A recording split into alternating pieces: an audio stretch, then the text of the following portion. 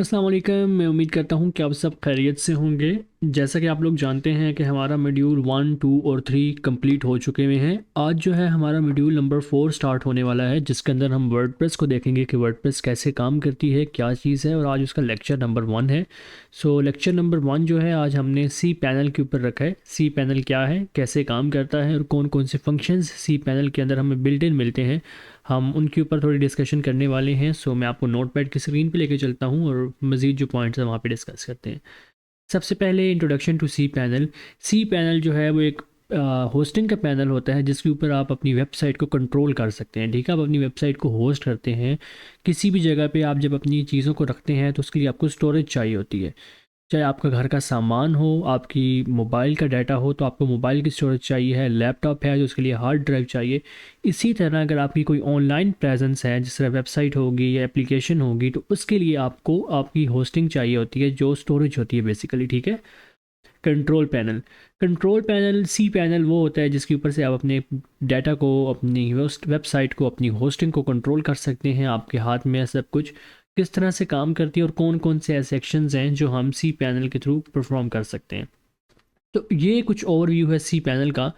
New account है बिल्कुल, इसके ऊपर आपको यहाँ पे ऑप्शन मिलेगा, इसको आप बेशक सिंपली इग्नोर कर दें। यहाँ पे वो आपको बता रहा है कि आपने अगर न्यू पैनल लिया है तो आप रीस्टोर करना चाहते हैं अपने बैकअप को या एक्सप्लोर करना चाहते हैं अकाउंट को, तो आप इसको भी स्किप कर दें। आपके सामने कुछ इस तरह का डाटा आ जाएगा। ये सब कुछ जो है वो आपको एक कंट्रोल पैनल के अंदर मिलता है। सबसे पहले ब्रीफली हम डिस्कस करते हैं कि ईमेल अकाउंट्स। जब आपको ईमेल लेते हैं और वहाँ पे जो है वो आपको ऑप्शन मिलता है कि आपने अपनी डोमेन के साथ ईमेल बनानी है या नहीं बनानी है। ठीक है, तो वो आप इससे बनाते हैं। लेट्स सपोज अगर हमारी ईमेल है contact@theskillsup.com, तो ये हमारी जीमेल नहीं है, ये हमारी डोमेन के साथ बनाई गई एक ईमेल है। ऑलराइट।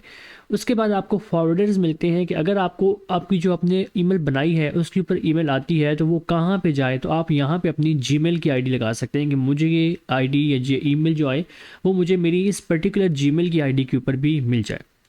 ये आगे मज़ीद आप जब साथ साथ चलते जाएंगे तो आपको आगे ईमेल के हवाले से कुछ और ऑप्शंस भी समझ आते जाएंगे। ये upgrade and downgrade basically hosting की तरफ से होता है कि अगर आप अपने पैकेज को अपग्रेड करना चाहते हैं तो क्या किया जाए, अगर डाउनग्रेड करना चाहते हैं तो क्या करना है। Most important part of the your cPanel, जो भी हो, आपकी वेबसाइट हो, वर्डप्रेस हो, उसके लिए सबसे इंपॉर्टेंट पैनल फाइल मैनेजर होता है। फाइल मैनेजर के अंदर आप जिस तरह अपनी सी ड्राइव होती है, डी ड्राइव होती है, ये आपकी फाइल मैनेजर होता है मोबाइल के अंदर। सिमिलर इसमें भी ऐसे ही है कि आपके लिए यहाँ पे फाइल मैनेजर है जिसके अंदर आप अपनी चीज़ों को स्टोर रख सकते हैं। आगे इमेजेस हैं, इमेजेस भी सी पैनल फाइल मैनेजर से ही लिंक होता है। डायरेक्टरी प्राइवेसी, इसके ऊपर आप अपनी जो सी पैनल की डायरेक्टरीज होती हैं, जो आपकी लोकेशंस होती हैं, फोल्डर्स होते हैं, उनको आप प्राइवेट कर सकते हैं। ठीक है। डिस्क यूजेज आप यहाँ से चेक कर सकते हैं कि कौन सी जो मेरी फ़ोल्डर है, ये फ़ाइल है, वो सबसे ज़्यादा डिस्क को ले रहा है, वेब डिस्क। उसके बाद FTP अकाउंट्स। FTP अकाउंट्स ये होता है कि अगर आप अपनी होस्टिंग में लॉगिन किए बगैर प्रोटोकॉल के साथ अपनी चीज़ों को अपने लैपटॉप से, अपने मोबाइल से ट्रांसफ़र करना चाह रहे हैं अपनी होस्टिंग के ऊपर, तो वो आपके लिए FTP अकाउंट का काम होगा। ठीक है। बैकअप। बैकअप होता है कि आपने अगर अपनी वेबसाइट को कहीं पे स्टोर करना है या वैसे ही अपनी बैकअप लेना चाह रहे हैं तो ये आप बैकअप यूज़ करते हैं, जिसकी वजह से आपका तमाम जो डाटा होता है वो होस्टिंग के पास बैकअप बन के आपके पास आ जाता है। ठीक है। बैकअप विज़ार्ड जो होता है उसके अंदर आप अपने बैकअप को रिस्टोर कर सकते हैं। ये आगे कुछ ऑप्शंस हैं जो आप आगे एडवांस में जाके पढ़ेंगे इसको। PHP में admin the second most usable section of your hosting file manager. ठीक है। सॉरी, फाइल मैनेजर नहीं, कंट्रोल पैनल। PHP माई एडमिन ये डाटा बेसिस का है। ठीक है। किसी भी चीज़ को चलने के लिए उसका डेटाबेस चाहिए होता है। डेटाबेस क्या होता है कि उसको बता, इसके अंदर आप अपने फंक्शंस को डिस्क्राइब करते हैं। उसके बाद आपकी स्टोरेज होती है कुछ जो आपकी चीज़ों को होस्ट करती है, जो एक वेबसाइट के लिए बहुत ज़रूरी है, वो PHP में एडमिन के अंदर माई डाटा बेसिस और माई डाटा बेसिस विजार्ड के अंदर होगा। ठीक है। उसके बाद नीचे आ जाता है डोमेन्स। यहाँ पे आप इसको यूज़ करेंगे जो आप होस्टिंग के अंदर से अपनी वेबसाइट को बना सकते हैं, which is non recommendable. Domains में आप अपनी वेबसाइट की डोमेन्स देख सकते हैं कि आपके पास कौन कौन सी डोमेन्स हैं आपने ऐड की हुई। रीडायरेक्ट्स होता है कि आपने किस डोमेन को किस जगह पे रीडायरेक्ट करना है।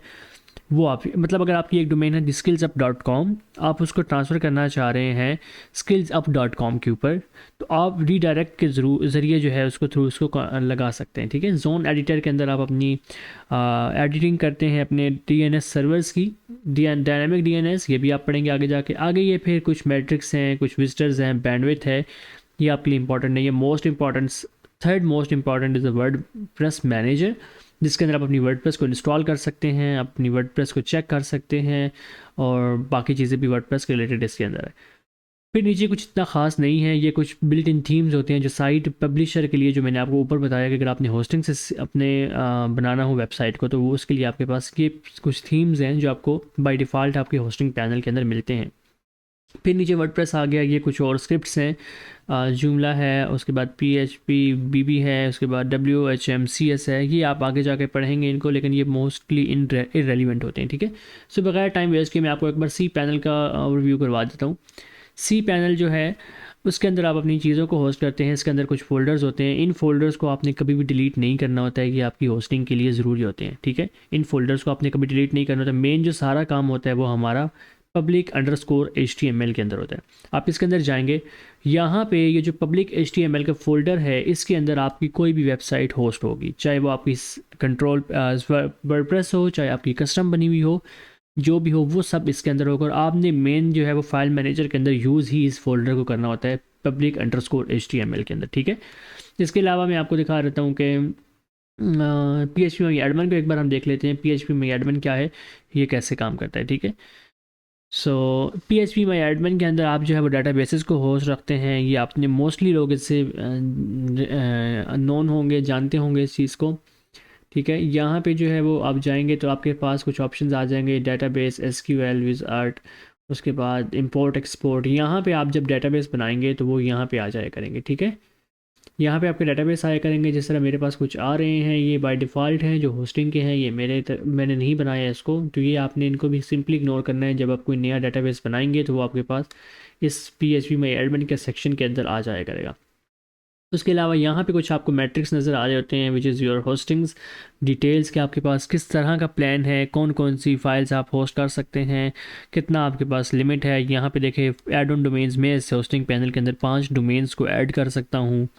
डिस्क स्पेस कितनी है, 10 GB की स्पेस है। उसके बाद फ़ाइल यूजेज, यहाँ पे 6 लाख से ज़्यादा फाइल जो है स्टोर नहीं रख सकता मैं। ठीक है, चाहे साइज़ उनका जितना भी हो, लेकिन 6 लाख फाइल्स यहाँ पे वो कह रहा है कि आप होस्ट कर सकते हैं। साइज़ के लिए आप यहाँ पे देखेंगे कि 9 GB स्टोरेज जो है वो आपके पास मौजूद है। ठीक है, उसके बाद सब डोमेन्स आप 15 बना सकते हैं। उससे आगे फॉरवर्डर्स है, ऑटो रिस्पॉन्स है, FTP अकाउंट्स हैं, ये आप देख सकते हैं। इसके अलावा बस और कुछ ख़ास इसमें नहीं है। सो ये एक बेसिकली छोटा सा ओवरव्यू था। एक बार वर्डप्रेस मैनेजर के अंदर जाके हम देख लेते हैं कि वर्डप्रेस मैनेजर के अंदर हमें कौन कौन से फंक्शंस मिलते हैं। ठीक है, सो ये यहाँ से आप अपनी वर्डप्रेस को इंस्टॉल कर सकते हैं। ये कैसे करते हैं हम नेक्स्ट वीडियो में इसको कंसिडर करेंगे। आज के लिए इतना ही। मुझे मोहसिन को इस शॉर्ट वीडियो से इजाज़त दीजिए। अपना ख्याल रखें। अल्लाह हाफिज़।